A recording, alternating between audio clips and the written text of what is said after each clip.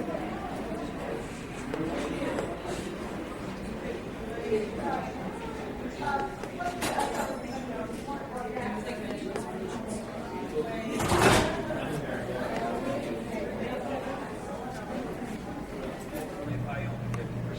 right.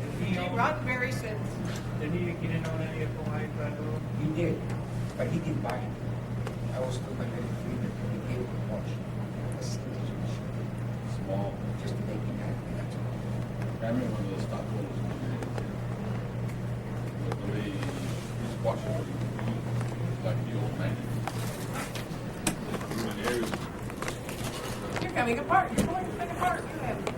Oops, the stairs. He's just running out of it. Oh. There's no catch over there. So Uh-huh. nothing on this side. Go that way. Terrible hotel. This straight. Beware. Uh-huh. Maybe. Got copies of there. Yeah, he's pretty bad. Well, that's mark of a gentleman, I It has guess. Oh, by the way, sir, that's $5. Oh, yes? Oh, no. Welcome. Last name, one cup.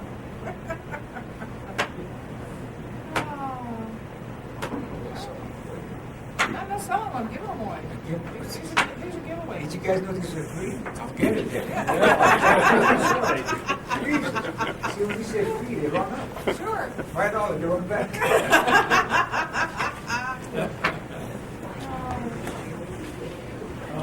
Actually, I thought we might kind of, I was just sitting here journalizing, that's why I was using the table. But, yeah, I just want to, like, put the chairs in a circle and have a more homey atmosphere. Take the chairs while I'm being on the floor, relax. Jesus, I mean, that's being formal about the whole thing. You know, just take pick the up your chairs. shoes, lay on the floor, and where the hell's all the whiskey and beer? You know, I mean, Jesus. It's terrible. Just can't get good health these days. What about? This is the magazine I'm writing for. It's a new magazine coming out, Classic TV. Oh, yeah? Come get a copy, yeah. There you go. Cool. Unfortunately, I only have 10 of them. Since I haven't been at home for the past 4 months, they sent me 25, but my husband can only stuff 10 into a mailer, so he only sent me one mailer full. Cheapskate. Yeah. No, I'm going to see how you book them out. Okay. Because I'm not an author, but I have two stories. Okay. And I think it's really for the public. At one time, Random House publishers wasn't interested in it because they say at that time people were ready for it because they were more interested in Yeah. they're not looking for religious or sentimental type of stories. Mine is a religious type of thing. Yeah. And it's a true life story. And, I used to be a radio disc jockey. I used to be just disc jockey for KGMB, KGU, KI, KUN. Was this after the police? Yeah. And what happened was that I had a talk show, and it was a #1 show in the evening where it was a very informal talk show. We call in, and I would not discuss politics or anything other than just chit-chat, you know what I mean? We talk about your wife or cooking and stuff like that. It's normal. And it was a big hit. And then somewhere, and then I'd play oldies, you know, the real song like Carolina Moon or the Silver Line and all that kind of stuff, the real oldies. And then what happened was there was this girl that came from Boston, well-to-do family, and one of her good friends was attending the University of Hawaii, and people call in for dedication. And she called in one night and said, play a song for Joy. So I played a song for Joy. What is that song? And then later on, she called me up, and it's off the air now, you know, because I would put the people on the air, but later on, she called me on the phone and told me off the air stuff what happened. And she told me that Joy was in Honolulu, and she was dying from cancer. See? And she was very disappointed. And then she went to a church one day, Waikiki, there's a Roman Catholic church. And she said, Joy went down the aisle out in front of the altar and knelt down and prayed. She stood back because she thought maybe Joy would become embarrassed. And she said when Joy turned around and walked back towards her, she said, this transformation on her face, happy, which was one time, you know what I mean? And this glow about her face, like an aura about her face, and Joy accepted that. Nobody she complained about the cancer. So after hearing this, now what happened was, as gimmick, as a joke, I would talk to Joy over the air. Well, Joy was my sweetheart. Shall we dance? You know, all that kind of stuff, knowing about her illness. And we started to dance, you know. I explained to me, I said, well, shall we dance? You know, we dance, we talk. And so every night from that time on, they would listen to my show and I would talk to Joy. See? And then the day came where finally she had to go home. But one time the manager threatened to take the show off the air. And then Joy's father was a well-to-do person. He said, I'll buy the station now. That can't run. I've never met Joy. So I never met Joy. She was going to come one time to a studio to meet me, and we decided not to. Let's keep it better. And to today, I don't know what Joy, but they finally gave me a little picture of her. But it was because of Joy I met Mary Nun. She was known as Sister Mary Letitia. And we became very good friends. Sister Letitia since has passed away. And Sister Letitia told me what happened because Joy's mother and brother, 11 girls, about 18, 19, were going to the border. At the last minute, Joy's mother backed out. Sister Mary Letitia went into the became a Mary Nun sister, was the principal of school.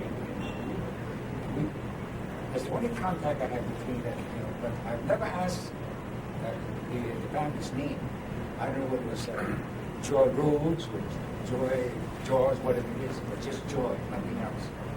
And but we kept playing, you know, music and talk. And then finally, I told all my listening audience what happened to Joy. So everybody adopted her. See, I have nicknames for all my listeners. I give you a copy of it. There was a story about me in this magazine. I got a copy of that to me. And all the prisoners in my whole prison adopted her as a little sister. She was the big one. They were like right there. So I read it over the airport. The USS Chicago, I think, adopted her. All the sailors got together and had a picture autograph and sent it to Joy. I think they bought it gifts and sent it gifts. So everybody in the community became involved with Joy. And then the parents told me, they wrote a letter and said, well, you know, Joy's not going to make it to Christmas because this is it. So they're going to have an early Christmas. I think like December the 19th or something. And so I told Fan about it. And so we taped the show because in the meantime, Joy had gone home to Boston. But she would write me the letters. And the letters is what I want to print because if you read you just click on it. I kept every one of the original letters that she sent to me. And it's beautiful what she writes. How she finally adopts the serviceman and the prison stuff. But then what we did was we planned a special Christmas party. So we taped it. And everybody would call in to Joy. I'd come in. Hello, Joy. You know, this is, Kam Fong. Open the door. That kind of stuff. And welcome, my Joy. You look so pretty. And then people would call in. Says, oh, this is, Karen Rhodes. Hi, Joy. How are you? You look so beautiful. Merry Christmas. And this is all going over here. We're taping. And everybody's invited to this Christmas party. So we played Christmas music, and I sang for her Holy Night, all that stuff, And suddenly the party's over, and then we sent the tape to her. And I got the letter immediately what he said. And so the tape was, Joy was so bad at that time, she said she could hardly speak. But they bought a robe, because, I said, I bought her robe. So the mother, she gave her a Chinese robe and all that, And they played the tape. And they said, Joy, listen to it. It's very important. And then she died on Christmas Day. But before she died, the mother said they could see Joy trying to say something. And so she put her ear close to Joy's, palm, and she said, "Tell Kam Fong I love you." And that was the last words. And then she died. But before she died, I think 2 weeks before I think she wrote a letter to the fans, and it's there, thanking them for this and that, and thanking the servicemen in the U.S. Chicago and the boys in the prison to be nice. I'm going home now. Where I'm going, you're not going to help me. I'll be with God, but one day you'll be himself, and I'll be waiting for you and all that kind of stuff. And then she wrote me one special letter. And then the saddest thing was that the girlfriend of Joy was going to get married. I was coming back to Honolulu to marry and invited all my radio, all the fan money. This is going to cost some money. And she will invite all the radio fans that listen to my show to come to the wedding. And guess what? In January, she was shopping in Boston around like a shopping center and a walkway. A car drove up on the curb, hit her and pushed a shovel right through the big glass window. And again, Joy's mother said that before she died, she also whispered my name, Kam Fong, and she died. So you see, Joy died, and then I forgot what's the name of the other girl, she died. But it's a sad story. But the letter itself, if I was to let you read the letters that Joy wrote to me, and you can see the handwriting getting weaker and weaker, and that's a different time. And so the thing is that it's a story, it's a well-known, and then the Boston Globe called me up, Boston, and heard what I did for this. They one of the citizens in Boston, and wanted to feature a story about what I was doing for one of them. And I said, no, I want no story about me. It's one of those things that, no publicity. I just do it because I love this girl. I didn't know. So the guy spoke this. He didn't write a story about it. But until today, like I said, I don't know the family name. But apparently, from Sister Letitia, they were well to do, well known in Boston. But I never wanted to know family names. Maybe one day, if I wanted to really trace it back, I could maybe go to Boston one day and put an ad in the paper that if anybody remembers, so. And then, but through this incident, I found a very dear friend called her Sister Mary Letitia. And I love her. She was dear, and she said, I used to get angry with you. So why? At first she wouldn't talk to me. She wouldn't defend me. She says, here I have been a nun for 20-something odd years. And God never treated me like He treated you. She says, how come Kam Fong and not me?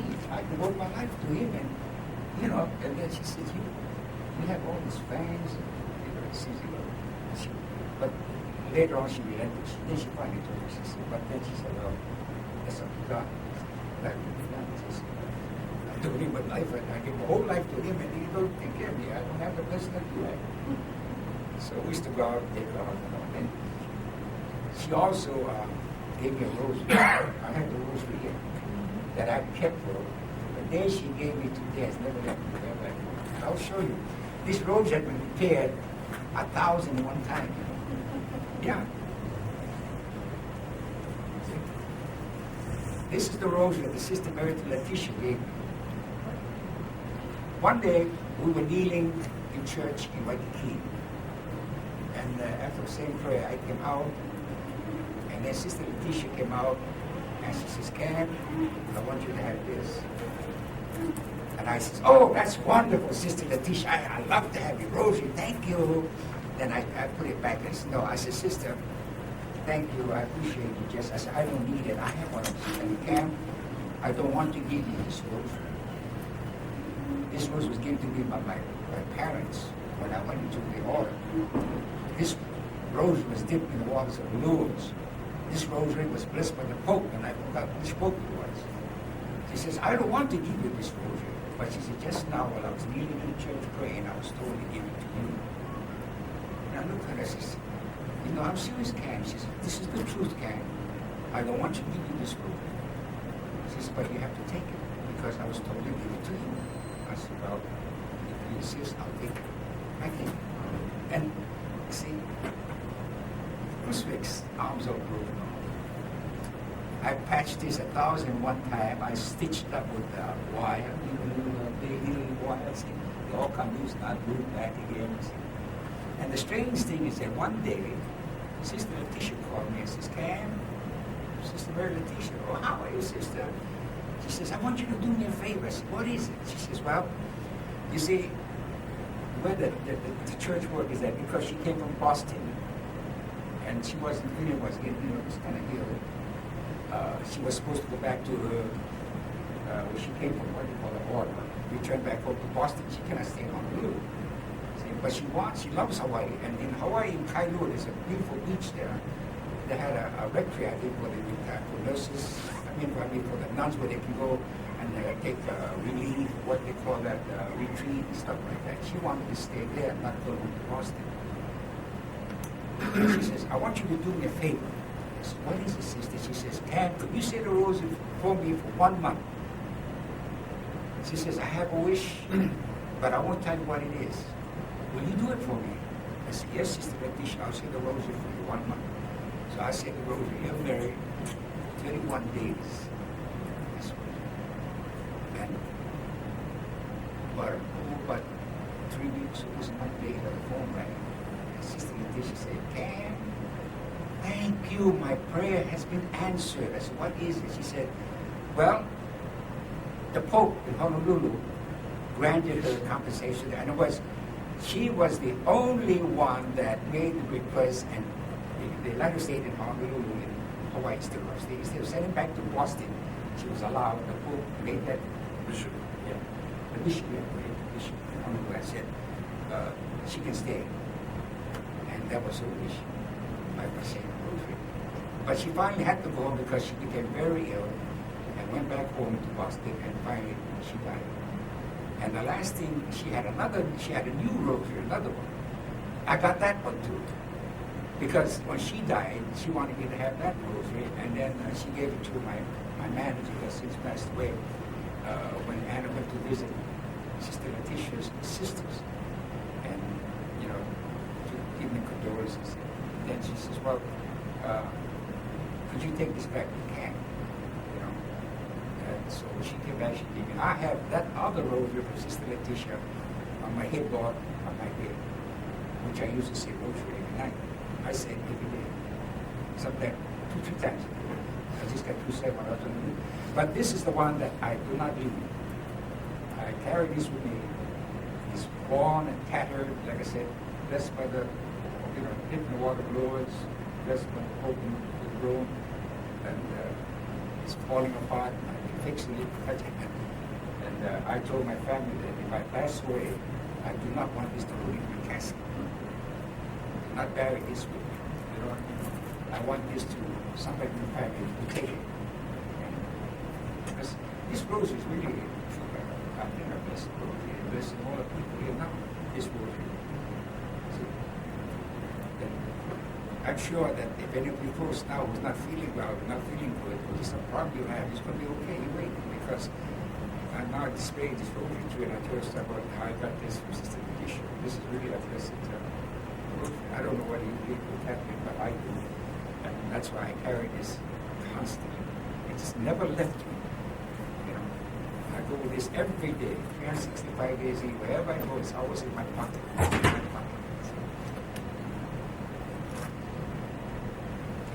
Of course, my manager passed away. This is what my manager looked like. Zoulou, this is what my manager looked like. She just passed away about 2.5 years ago. She used to travel with me all over the place, and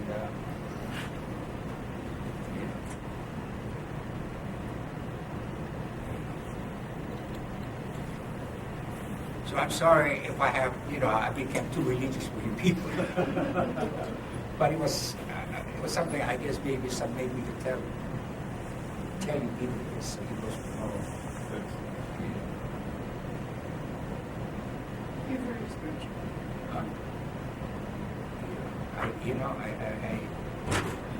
I can tell you incidents in my life that has happened to me that when people don't believe, I don't care. But I have miracles in my life stick values. You can hang me and I don't care. You can shoot me and I don't care. I will still say I believe this because I had in my own family with my daughter. See? And this is the true story. But my daughter, she had trouble with her eyes. She was about 20-something years old, beautiful girl, and was getting eyesight bad. She go to the eye doctor and they can't find out what was the trouble. They would change all kind of glasses, lenses, and finally the doctor's telling the daughter, you know, I suspect there's something else that's bothering your eyes and not your, you don't have anything. So why don't you go see this doctor? So he referred her to a doctor and they checked the brain and sure enough she had a tumor. The tumor right in the base of the skull where the pituitary gland is. And it was during the surgery that almost lost it. And I had to call the family. She was avoiding the scene running and there was no hope. It's very strange to hear a doctor come up and talk to you and tell you, you know, I've done everything I could. But to hear the doctor say, it is out of my hands and it's now in the hand of the man upstairs. It's very close. So I had to call my family and they expected my daughter to pass away about 4 or 5 o'clock that evening. So all the family came in the hallway and said the rosary. And I prayed to the rosary and asked the Holy Mother to help my girl. And you know, my wife was, you know, kneeling, telling me, are you sure everything's been okay? And you know, she's, are you sure now? I said, yes. I'm not worried because I just saw the Virgin Mother. She was looking at her. I says, now, the Virgin Mother is by Brenda's bed. She's standing by Brenda. I can see her now. See, she's standing by Brenda's bed and she's smiling at Brenda and Brenda's going to make it. And so now, the time goes by, right? So now I have doubts in my mind. Was it my imagination? You know what I mean? Is it true? That's just because she's going, the clock is ticking for me. And then now I'm having doubts. I said, well, you know, I tried it. But then I went into the room to take one more look at my daughter. It's about 10 now. She was poor. 3 years, 6 years. The nurse at the beginning were all sorry because they like her, you know, and they all started crying. It was going to lose her. So I come in. I want to take one last look at my daughter, and it was smiling. She says, little, you know, Brenda's going to make it. She's okay. I says, you sure? Yeah. She says, did you see Tony Good? The doctor, Tony Good, she just walked out. And I said, yeah. And she says, you know, we never seen him smile. And he smiled. He says, Brenda's going to make it. And then this is all happy. So I want to talk to my daughter. See? So it's amazing. And then she made it. But, and then there was another time when she had a problem again. She's, because of the medication she take, she had trouble. She had one hip replaced with metal. Then 2 years ago, she had the other hip replaced. Now she has 2 hips replaced with metal. And again, I had the problem with the second hip. She was sinking again. Something happened. And it was because of the medication, the cortisone she was taking. It was my first problem. And again, and my daughter said she could hear us talking, and she was in high school. She could hear the mother was whispering, calling her, and talking to her in the ear. You know? And again, I said, my bullshit. And suddenly she did that. It was a strange mistake. You know? But I'm sorry, I think it's more. Let's talk about 5 minutes. But I want you to know that like I said, whether you believe or don't believe, you know, it's okay. But that's a strange thing. I was praying before I came up here, and then I just got listening to those in my room, and I was telling Jesus that I want to make you proud of me, and I want you to bless this place, and then maybe I can mention your name. And here I'm talking, suddenly this comes about, you know. Well, now, what? You want to buy a book, $5? I'm sorry, I can't give you any money, baby. Well, I'll start. All right, all right. Meeting come to order. Zoulou, meeting the last meeting. Whoa, spooky. All right. Now the floor's open discussion. Wait, is there any question you want to ask? I have one question. Yeah. How did you feel about the writing on Hawaii 5 towards the end? It's been a while since I've gone through my episodes. And is it a case of you know, there's only, 3 or 4 different plots in the world, and you keep redoing things? Do you feel that the writing suffers? Do you think Well, that every television show had that problem. I You know, understand. because eventually you run out of storyline. You know, you can't repeat, duplicate. MASH had the problem. That's why MASH went off the air. Because you can't continue the helicopter coming in, people that were shot up, and stuff like that. Eventually, if you watch every television show that was successful, the time comes where you have to stop because there's no more story.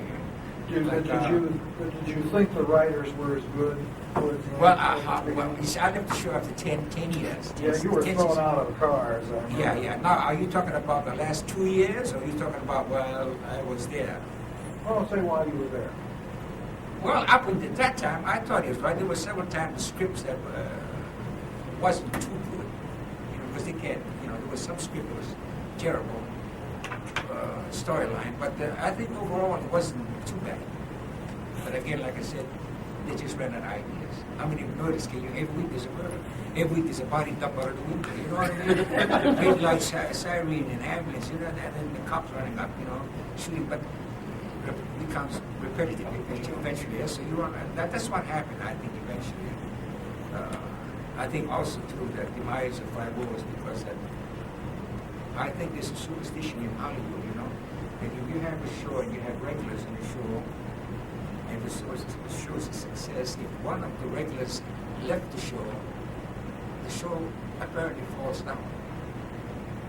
And I'm thinking about other shows that what happened. If you talk about what was that very popular show with this girl? Was that not Julie Andrews? Was that the one that always pulled in? Carol Burnett. Carol Burnett show. You remember that her show was so popular? And then when one of the lead, what's his name, he left the show? Yeah. And then you notice that the show didn't make it. Then she replaced it with somebody else. It never worked. It didn't work. Everybody like that.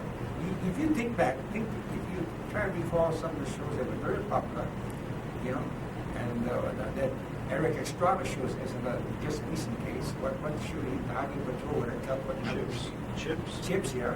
You see, when they couldn't get along and the other guy left, remember? The show for them.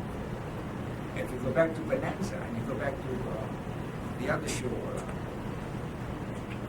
what was the other Wild West show besides Bonanza? Was the other one? Yeah. You see, if you lose one, the show dies. No, Bonanza. Yeah. Bonanza. That was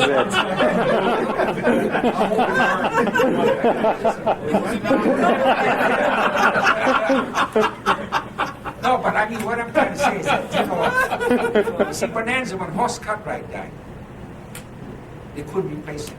That was it. The show went down. Right?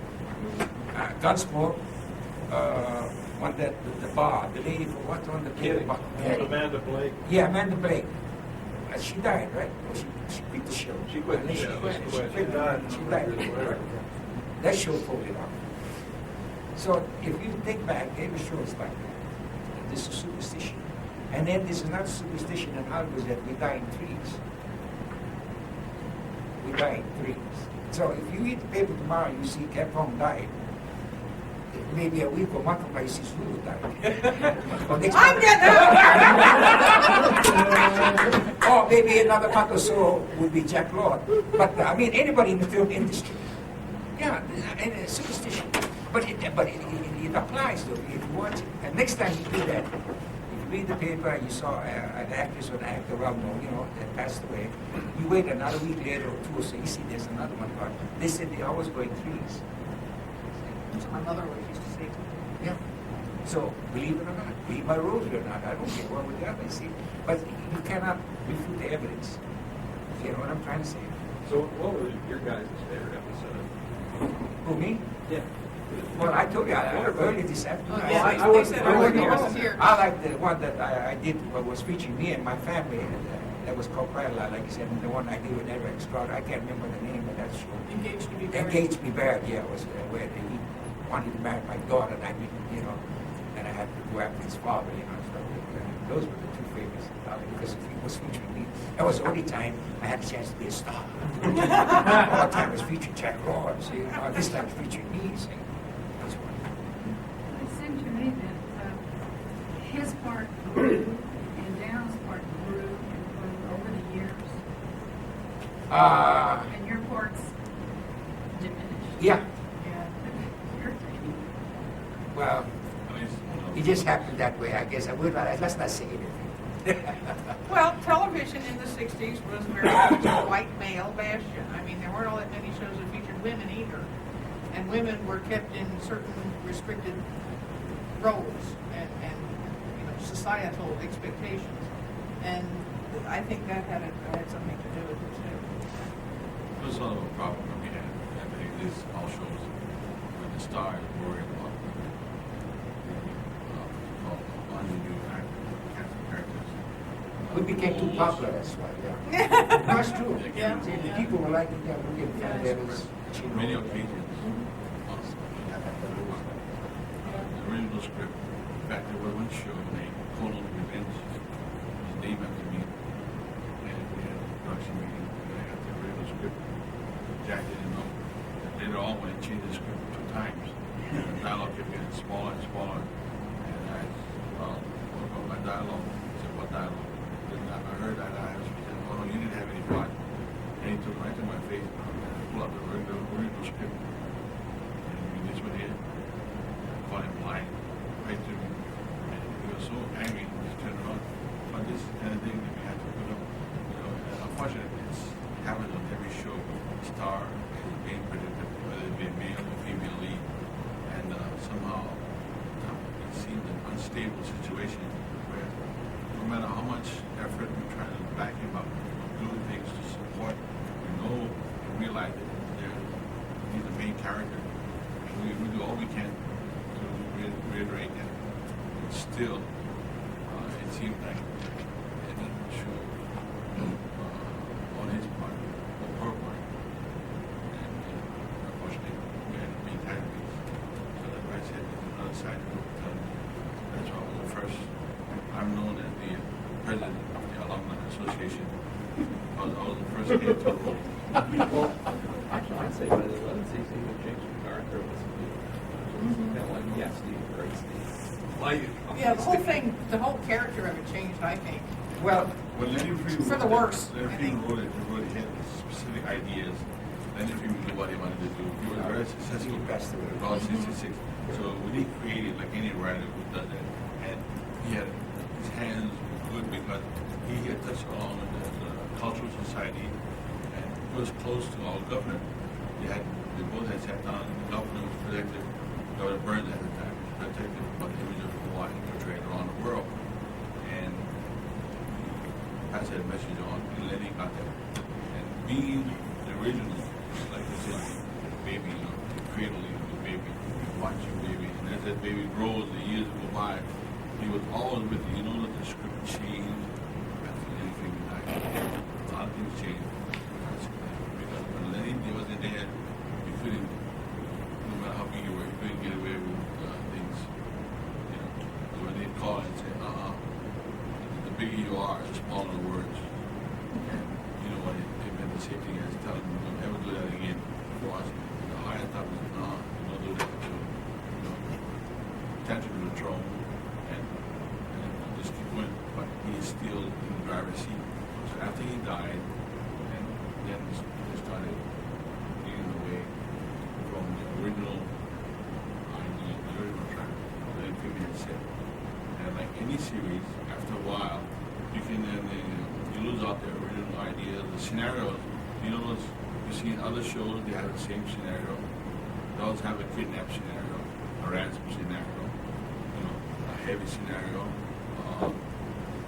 influence spelling, among the staff, or someone has gone over, whether it's psychological or drug-wise, whatever it's, they're all, unfortunately, it's all the same thing. There's only one person I know, there's two industries. One industry is called fashion.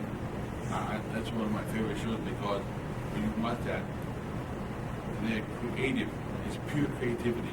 Even though it looks dumb, wild, to me, fashion is when you learn English. You come up with all the words you can describe, the ultimate English language is described in fashion. And yet, it's still creativity. So when you have creativity, you have new every week. So that's the driving force. When you don't have the driving force, you die on the line. When Chin Ho bought it in that last episode of the 10th season, it seemed to me, after I watched it, that it would have been natural, for example, to insert some sort of flashback sequence, do a quick collage. But you didn't have that. You were gone in 5 minutes. But it's not Hawaii 5 it was like any other show. If you watch any other TV show, it's because infighting. It's not, don't have to be the producer, it's the actors themselves. Now, for example, I'm here, she's here, and Zoulou. Say we had a series going. When we first start out, right? The three of us working together. But as the years go by, the months go by, as the ratings go up, one of us is going to be very popular with the fan. It always ends up that way. She becomes a favorite. Or I become the favorite. And now those two, how the hell is the fan base? It's not that great. What about me? You see? So eventually, every show ends up like that because it's the personality. Jack was a star. Why she can't walk either? So when I get more publicity, it hurts it. Now, a good example was when we went to Hong Kong. We were in Hong Kong for 2 weeks and we were doing a show. The Hong Kong were never bothered with Jack. They wanted to see me. I'm not kidding you. I got proof at home. They have a TV guide like that. Just like in Hong Kong. Who did they feature on the front page? I got it at home. They pictured me, Kam Fong, not Jack Lord. And he's good. See, so it's that kind of thing. See, they didn't want to interview him. They interviewed me in Hong Kong. And it was my face came on the big TV supplement in Hong Kong. I got copies at home. And that hurts him. And that is why it goes. It ends up, eventually, it's going to be infighting. Zoulou will be jealous of me, I'll be jealous of me eventually, because he's getting too popular. And what's that with me? And then he felt like, well, he's getting too much to do. I got to get a couple more lines. You see what I mean? You know what I mean? You see what I mean? No, but, I can't smoke like you. Yeah, it's that kind of industry. It's that kind of industry. So it's a people business. Yeah, it's don't try to be TV stars. Don't try to be like that. Just be what you are. You can be innocent and Joe Blow on the street. After a couple of years in the industry, you know, you play the game, you don't want to be a hard baby. In order to basically survive. Like I said, the camera was friendly when you first started. After a while, it turns you a tiger. So you try to handle it. Something's wrong. But the thing to being a celebrity is not fun. I really don't care. I want to be just be kept from. I enjoy walking the street without people bothering me. I enjoy going to a restaurant without people bothering me. That's true. I don't know. Maybe he wants to be recognized, he wants to be seen, that's okay. Everybody's different. I'm not. I used to run away. Yes, I wouldn't go out. I want to hide. And when I went to Vegas, I wouldn't go stay in the big hotels. I would go to a hotel. And I'd go to I'd go to a little restaurant, I wouldn't go to the big restaurants, you know what I mean? Because the fan would come and bother you, I appreciate the fan because after all it's you lives, watching show to give us radio makes my paycheck. But you lose your privacy, that's what happened. I was with everybody else. I can just cut my meat and they come here, I'm sorry, but can we have your autograph? We have to take it with you, okay, we smile, so this constantly, you can't move around, I'm afraid to even scratch my nose because somebody's watching you, You know who's that? When you're in the public business, you belong to the public. It really, it's so not if hands or butts. It's And that's where you get your support. I really You deny enjoy your it. public, you deny your family, you deny yourself. And You gotta go through it. I enjoy being with you guys, okay? You guys You are have the down to public. earth. unites people. And it amazes me to know, and that here we are, like, what, 35 years now, 20-something years, the 5 out there, and still there's interest in it. You people are nice enough to take your time and then coming here tonight just to talk to us, see two dumb Hawaiians. But that's the way it goes. One dumb Chinaman. Well, that's why the Hawaiians lost the island. And that's why they got kicked out of China. Did you feel that they were portrayed? Maybe you might have mentioned this earlier. I came in late to the previous. Did you ever feel you were being treated and your roles were like a fat, dumb Hawaiian? Did they make you feel that way? There are times when I've watched that and thought, if I were playing that role, I'd be kind of mad. Yes. I just wondered. Yes. The fact was the awareness was made through the crew. I met some wonderful people. One of our makeup artists died just recently. We worked on both Beauty on the Bounties with Lawton in the 30s and Brown in the 80s. And he has healed previous illness. And he's a very humble man. And he's so well-traveled and well-versed, well-spoken to, well-read. And you have people like that pass you. Don't let it worry you. I worry what? Well, nowadays. See, he knew what the problem was. When I was just starting, I was too dumb to realize how it was treated. And after a while, you start hearing it from the other old-timers on the crew. Then you start learning about that. And then after a while, just why are you being subject to all this? You cut the line, your dialogue, always end up, yes, boss. Been done, you know. And it's almost like the guy put it to me and said, that's what they did with the blacks in 20 to 30 years of bombs. Those bombs. That's why I put it stuck on Jack once and his jaw hit the disc. You know. But I have, as far as black people go, I have some very good friends in entertainment, in the industry. And they know full well that if I speak about that, I tell them what I have to do. And you know, there's nothing intended for them. I want to, like you say, shake his cookies, rattle his cage. But you have to learn how to overcome this and assume a professional attitude and personal. And when you do this, my dad, like you said, if you're gonna kill with love. You know, don't fight back. Better yourself. And when you better yourself, you learn your trade. And you get good marks. And everyone around, you know, when one person doesn't respond to that, then you know when the problem is when one person has a problem, everybody else is all right. So you stay on the good side of the street, but the sun's shining. That's the way.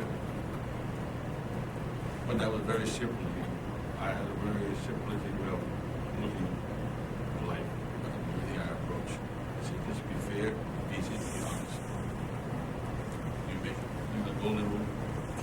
Simple. It's all you got to go make the rules. And you have to find how you can do that so you become a dealer. You got to sell gold and mind your business. You got to work your way around it. But you got to adjust to it. You cannot fight it and try to change it. You're not in position to. So the only way I have to do is learn my trade and just do my business. And one day, you get killed off. You guys notice how I left? Just disappeared. Yeah, just disappeared, man. When What's your you're theory there about next what episode. happened? What's your We theory had a about what saying happened? on the show. Lord give it. Lord take it.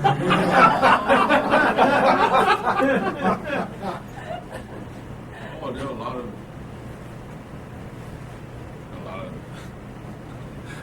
shades flying around the islands.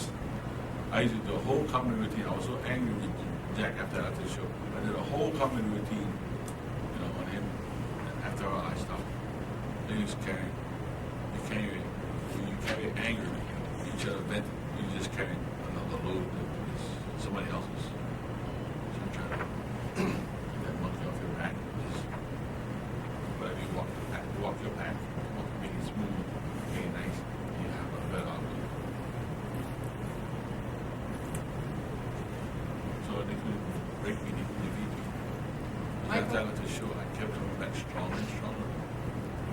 How'd the locals feel about your portrayal of the island? Was it a positive image in their eyes, or were there issues? I only found out about my true position on the show until after I left the show. And the little old white lady came up and said, on the air, all that's how I am proud. To one of us making it. And we knew that kicked off. And then the Samoan that came in, how the Samoans are taunting us, you know. And then he said it to me. It was a big lesson, but it's too late. Because at that time, see, when they trying to create this, and you're trying to go along with the team, you're doing your best, everything you can to promote it, and they have forces that try to suppress you on the show and outside of the show. I used to get hassled by a different corporation I worked for. I was top billing. I worked for the military, top billing. I do benefit shows, and we raised a lot of money. And the colonel would tell me, who's Joe Blow called CBS. He says, well, I'm a spokesman for CBS, and Mr. Lord is very angry because you have the little list on as a star, Hawaii 5-0. There's only one star. I told him, how will you respond to that? I told him I got to go to hell, tell Jack Lord if he can do a benefit for us and raise the money that Zoulou is raising, and hopefully he's wanting to come out and show his face, but if not, tell him to shut up and stay in the background. And that's the kind of heat was put on. I had, this came from all angles. Even after I left, so after I left, I came up with the funniest routines. And I saw guys on Johnny Carson, when he was on, boy, they had fun. He said, I just come back. Johnny asked his guests, I heard you went to Hawaii. Oh yeah, I did a 5-0 episode. He said, well, you want to take the rest of the show? I bet you I saw it. Oh, no, I have. And national TV, anything I've done on my show is never done already on national TV. So I took all material so they couldn't read anything. It was touching. Everybody, yes. Have you ever spoken to Jack since your disappearance from the show? No. So that's been over 20 years. Yes. I seen him in the supermarket, but I turned around and went the other way. What's he had to say? Yeah. Unfortunately, it didn't happen in the market. It's not going to be any shopping. And when some of the crew, I meet one of the two guys, and he said, you see Joe, you know what I need? And he said, who's in need? Jack. I believe I got the Jack. I'll see you later. I'll walk out the store. And other guys have done that too. It happened, unfortunately, but there was a price to pay on the other side. There were things that, a lot of things that you don't hear about, that they don't talk about, that the people would say to you, discriminate. I'm just trying to find equality. It's trying to be, What's the issue frankly about billing and stuff like that? Because I mean, prior to 5-0, there's a story. It was the first Bond movie, and then the character appeared again at Goldfinger. They initially approached him about that. He said he would only do it if he got co-billing with Sean Connery thing. well, we're See you talking later. about another series he was on. I don't like to comment on him because he's not here to respond, But he was on another series called Stony Jerk. Oh, Jack. Well, no, that wasn't it either. But anyway, does anybody have any other questions? Did you turn that microphone just a little bit? It's not even Oh, on. okay. It's not even on because it's just a small group. Yeah, Chip? It's easier to hear over the air. So the question, why did they change the spelling of your name in the credits?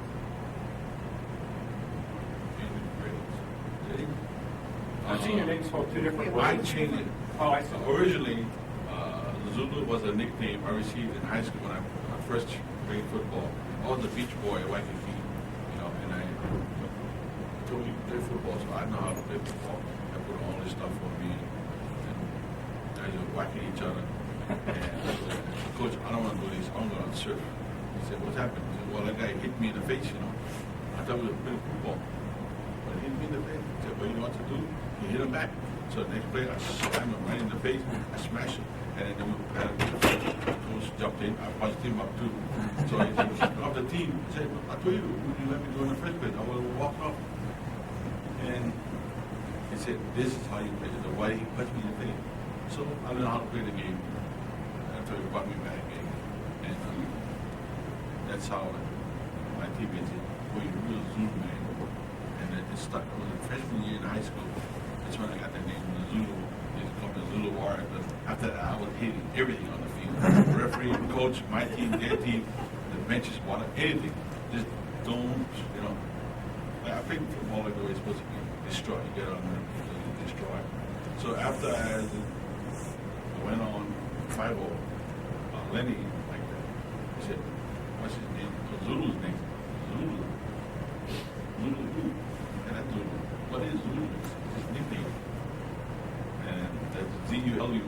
And many years later, I went to Tahiti for Bastille Day, and I participated in a whole bunch of events, and they wrote the name down, Z-O-U-L-O-U. So I look at that, and there was much more a nicer way of spelling my name. And at one time, we had black audiences in my show, my nightclub show. I had about 700 people on the nightclub show. And after the show, I signed autograph, and the lady came and said, excuse me, is he one of us? I said, beg your pardon. She said, your name is Zoulou. You know, so the Zoulou was black. It is a black name. It's a African tribe and all that. I said, no, man. I'm Native Hawaiian. In fact, I'm part white too, instead of black. So my band and dancers all got a big chuckle out of that. And long rehearsal the next day. But I decided to change the name to Z-O-U-L-O-U. So that's how I spell it now. But you sign it anyway, as long as you don't sign it, on a check. I've had that done.